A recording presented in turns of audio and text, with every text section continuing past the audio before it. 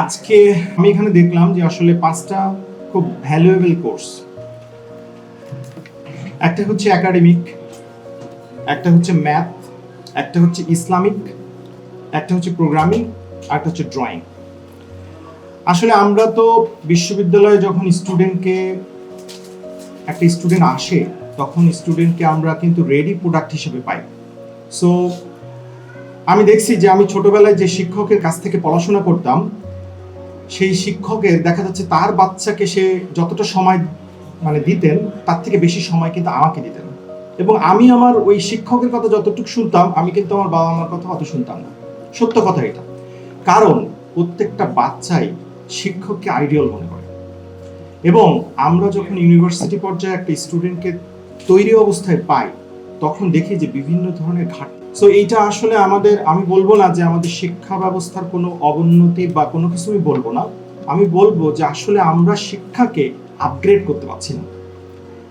আসলে পৃথিবী কিন্তু এগিয়ে যাচ্ছে, আমাদেরকে এই 4th ইন্ডাস্ট্রিয়াল রেভলিউশন এটা কিন্তু অলরেডি কিন্তু গন, এখন 5th ইন্ডাস্ট্রিয়াল রেভলিউশন আসবে। সো এইখানে কি হবে, সো সেইগুলা কিন্তু এখন তুলে ধরতে হবে আমাদের বাচ্চাদের মধ্যে, এবং বাচ্চাদেরকে সেইভাবে তৈরি করতে হবে। আমরা কিন্তু সেই দিকে ফোকাস না, আমরা মনে করছি যে সেই ট্র্যাডিশনাল এডুকেশন আমাদেরকে আমাদের লক্ষ্যে নিয়ে যাবে, এটা কিন্তু আসলে সম্ভব না। সো যেমন একটা গুরুত্বপূর্ণ এক্সাম্পল বলবো, আমি গতকালকে একটা প্রোগ্রামে গিয়েছিলাম। সো আপনারা জানেন যে একটা renowned AC brand Gree, so তাদের এই প্রোগ্রাম থেকে আমি জানতে পারলাম তাদের প্রায় 2 লক্ষর বেশি তাদের স্টাফ আছে অ্যারাউন্ড দ্য ওয়ার্ল্ড। সো যেখানে 80% অধিক স্টাফ হচ্ছে ইঞ্জিনিয়ারিং এবং R&D। সো আমার কথা হচ্ছে এসিতে কি R&D করবেন? এসি তো বাতাস দিচ্ছে এবং সেটা তো আসলে এখান থেকে তো R&D কিছু নাই। সো আমি অবাক হয়ে গেলাম, তাদের R&D কিছু রেজাল্ট বললো। আমরা জানি যে এসির মধ্যে একটা গ্যাস দিয়ে আসলে ঠান্ডা হয়, তারা অলরেডি ইনভেন্ট করছে দিয়ে কোনো গ্যাসই দরকার নাই। সো এটা কিভাবে সম্ভব? তারা আউটডোর তৈরি করছে, রুমের মধ্যে রাখবেন, কোনো সাউন্ডলেস। সো R&D কিন্তু শেষ হয় না, R&D কিন্তু আরেকটা R&Dর জন্ম দেয়। সো আমি এটার সাথে আসলে এডিটিউনের এই কোর্সগুলোর একটা রিলেশন পাচ্ছি। সো একটু আগে শ্রদ্ধেয় আমাদের মঞ্জু স্যার বলে গেলেন যে আসলে আমরা বাচ্চাদেরকে যেভাবে ডেভেলপ করতে চাচ্ছি সেই ডেভেলপমেন্টটা যে স্কুল থেকে আসার পরেই সে কিন্তু আসলে মোবাইল নিয়ে ব্যস্ত হয়ে যাচ্ছে। আসলে সে করবেটা কি? তাকে বলেন আপনি কি করবে? আমাদের মতো তো দৌড় ঝাঁপ পুকুরে লাফ দেয়া তারপরে হচ্ছে খেলাধুলা করার এই সুযোগ তো তার নাই। সো তাকে তো আসলে তার ব্রেনটাকে তো ফ্রি করতে হবে। আমরা কি করি? বাবা তুমি খাও, মা তুমি খাও, এই মোবাইল। আমরা কিন্তু আমাদের থেকে রিলিফ পাওয়ার জন্য তাদেরকে গ্যাজেট দিচ্ছি। সো আমরা এখান থেকে বেরিয়ে আসতে হবে। সো বেরিয়ে আসতে গেলে তাদেরকে ইফেক্টিভ ওয়ার্ক দিতে হবে। সো ইফেক্টিভ ওয়ার্কগুলা এডিটিউন সহ, আমি বলবো না এডিটিউন ইজ দ্য বেস্ট, আমি বলবো এডিটিউন সহ যত এডটেক প্ল্যাটফর্ম আছে তারা সবাই কিন্তু নিরলসভাবে চেষ্টা করে যাচ্ছে বাংলাদেশকে আরেকটা উচ্চতা নিয়ে যাওয়ার জন্য। সো তারা সর্বদা, আমি দেখছি যে এখানে দেখতে পেলাম আমার সব থেকে পরিচিত একটা সিম্বল এখানে আছে, সেটা হচ্ছে পাইথন। সো এই যে আমরা এআই মেশিন লার্নিং নিয়ে আসলে কাজ করতেছি, আপনার কি অবাক লাগে না যে ChatGPT সহ এরা আসলে করতেছেটা কি, এরা কি চাচ্ছে? সো কিছুদিন আগে একটা ওয়ার্কশপে, একটা ইন্টারন্যাশনাল ওয়ার্কশপে আমি কোশ্চেন করলাম, তাদের একজন স্পিকারকে আমি কোশ্চেন করলাম, আচ্ছা স্যার এই যে ধরেন আমি ইউনিভার্সিটি পর্যায়ে কোনো অ্যাসাইনমেন্ট দিতে পারি না, যা দেই সেটা তো ChatGPT থেকে জেনারেট হয়ে যায়। সো আমি কিভাবে তাকে ইভালুয়েট করব, তাকে অ্যাসেসমেন্ট করব? তখন আমাকে উনি একটা মজার অ্যান্সার দিলেন যে আপনি কিভাবে বুঝতেছেন যে যে জিনিসটা ChatGPT জেনারেট করতে পারে সেই জিনিসটা ওর পরবর্তী লাইফে ওর মাথা থেকে আসা দরকার? তার মাথা থেকে আসা দরকার নাই তো। আপনি যেভাবে চিন্তা করছেন সেই চিন্তা কিন্তু এখন গন, ওটা কিন্তু অবসলিট। সো যে জিনিস ChatGPT পারে সে জিনিস কিন্তু অলরেডি সে পারে, সো তার থেকে বেশি কিছু দেন। সো ওই নলেজটা তার এখন আর দরকার নাই যেটা ChatGPT থেকে জেনারেট করা সম্ভব। সো আমি এই যে পাইথনের কথা বলছিলাম, এই পাইথন মেশিন লার্নিং এইগুলা দিয়ে কিন্তু ChatGPT-র জন্ম। তো সেই ধরনের একটা প্রোগ্রামিং কোর্স এডিটিউন নিয়ে আসছে। সো এটা আমি মনে করি যে এডিটিউন একটা সাধুবাদ পাওয়ার যোগ্য। এবং শুধু তাই না, দুঃখের বিষয় হচ্ছে আমার বাচ্চাকেও ম্যাথের প্রতি তার অনীহা।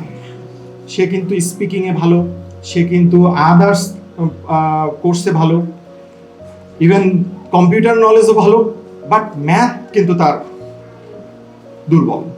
কারণ কি? কারণ হচ্ছে ম্যাথে সে মজা পায় না। সো এই যে 1 আর 1 2 হলো, একটা বাচ্চাকে আপনি ধরুন, বাচ্চা তো বলতে পারে যে একই রকম কেন, এক তো আমি এরকমও দিতে পারতাম। সো এই 1 আর 1 যে 2, এটা 1 আর 1 2 না হয়ে এই 3 সিম্বলটা হলো না কেন? সো এই যে আসলে একটা মানে গেমিফিকেশন, গেম দিয়ে দিয়ে তাকে আসলে লার্নিং করানো, এটা কিন্তু আসলে আমাদের স্কুল ব্যবস্থা চাইলেও পারবে না। সো এই ক্ষেত্রে আমি এডিটিউন সহ আমাদের মিডিয়া ব্যক্তিত্ব যারা এখানে আছেন তাদেরকে আমি অনুরোধ করব, আসলে এইটা সকল অনলাইন প্ল্যাটফর্মগুলোর আসলে এই দিকে ফোকাস দেওয়া উচিত যে ম্যাথ ছাড়া আসলে বিশ্বে লিড দেওয়া সম্ভব না। আজকে কম্পিউটারের নলেজ ছাড়া আপনি কোনো অফিসে জব পাবেন না। আপনি আর্টসে পড়ছেন, কমার্সে পড়ছেন, সায়েন্সে পড়ছেন, আপনার কিন্তু কম্পিউটার প্রোগ্রামিং না হোক, কম্পিউটারের নলেজ কিন্তু দরকার। আপনার এই যে চ্যাট জিপিটি, এই ব্যাপারগুলো, হোয়াটসঅ্যাপ, এই যে টেকনোলজি ট্রেন্ড, এগুলো না জানলে কিন্তু আপনি পিছায় গেছেন। তো আমি পরিশেষে একটা ছোট্ট গল্প দিতে চাই। আমি মাঝে মাঝে বলি, আপনারা কি জানেন যে তেলাপোকা এবং ডাইনোসর একই সময় পৃথিবীতে আসছিল? জানেন? একই সময় পৃথিবীতে আসছিল, কিন্তু ডাইনোসর জীবিত, তেলাপোকা মারা গেছে, তাই তো? তেলাপোকা বেঁচে আছে, ডাইনোসর নাই। কিন্তু ডাইনোসর বড় ছিল নাকি তেলাপোকা বড়? ডাইনোসর বড়। আসলে ডাইনোসর সে নিজেকে অনেক কিছু ভাবতো, যা আমি বিরাট কিছু, আমি দবদবা আমার ইয়ে, কিন্তু সে কিন্তু আসলে টিকে থাকতে পারেনি, সে বিবর্তনকে বিশ্বাস করে নাই। সো একসময় কিন্তু সে পৃথিবী থেকে চলে গেছে। কিন্তু তেলাপোকা কিন্তু বহাল তবিয়তে আছে এবং মানুষকে অত্যাচার করে যাচ্ছে এবং সে যাবে। তো বিষয়টা হচ্ছে লায়নের গল্পটা বলি। লায়ন বনের রাজা, তাই না? সো বনের রাজাকে আসলে রাজা বলে কেন?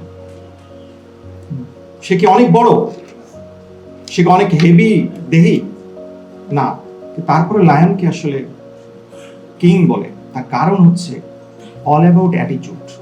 সে যখন একটা দল গঠন করে, সে দলকে কিন্তু আসলে সেইভাবে কন্ট্রোল করতে পারে। সে যখন একটা গর্জন করে, তখন 4 কিলোমিটার দূর থেকে শোনা যায়। সো এটা all about your attitude. So আপনাকে শো করতে হবে যে you are the best. So আমি আসলে একটা শপথ করাতে চাই, আমার সাথে সবাই বলবেন, ছোট্ট, আমরা হব সেরা।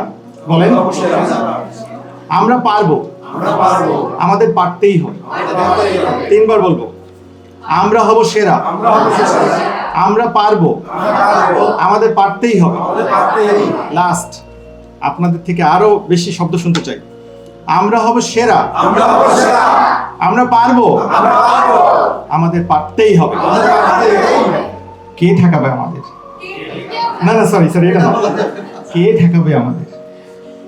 আমরা আমাদের ভবিষ্যৎ তৈরি করব, আমরা আমাদের ভবিষ্যৎ প্রজন্মকে রেডি করব।